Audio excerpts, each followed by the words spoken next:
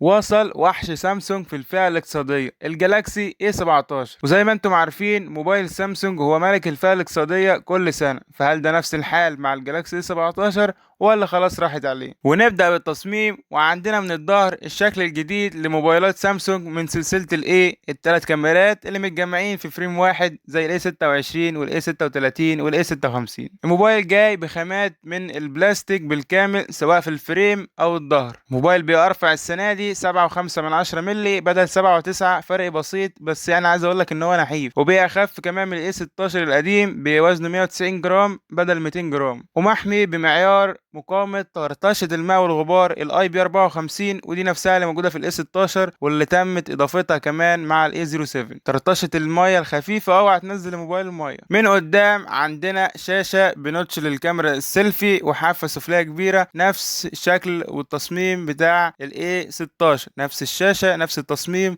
نفس كل حاجة. ولما نروح للشاشة فعندنا شاشة كبيرة بحجم 6.7 انش سوبر اموليد فول اتش دي بلس، والدعمه لل 90 هرتز وسطوع 800 نتس بجوده ال 1080 في ال 2340 بكسل، يعني عندك 385 بكسل في الانش. هل في جديد في الشاشه؟ لا، هي نفس شاشه الاي 16 بالظبط، من ناحيه السطوع، الالوان، الجوده، حواف الشاشه، نسبه الاستحواذ، كل حاجه هي نفس شاشه الاي 16، ولكن مع فرق مهم جدا هنا انهم ضافوا طبقه حمايه على الشاشه كورنينج جوريلا جلاس فيكتاس بلس. الطبقه دي محترمه جدا وغاليه، وهي نفسها اللي موجوده في الاي 56 وال 36 وال 26. اضافتها هنا نقطه مهمه جدا. طب ايه اخبار الشاشه؟ شاشه محترمه، الوانها كويسه جدا، حاجه مرضيه جدا في الفئه السعريه دي، ولكن طبعا كنا نتمنى ان الحافه السفليه دي تبقى اقل من كده، ونغير بقى شكل النوتش القديم ده ويبقى ثقب للكاميرا السيلفي، ولكن ده ما حصلش. هم لسه عندهم الاي 26 بنوتش فمش دلوقتي، لكن هم ضافوا طبقه حمايه فخطوه كويس. ونروح بقى للاداء، وعندنا موبايل هنا جاي بمعالج الميديا تك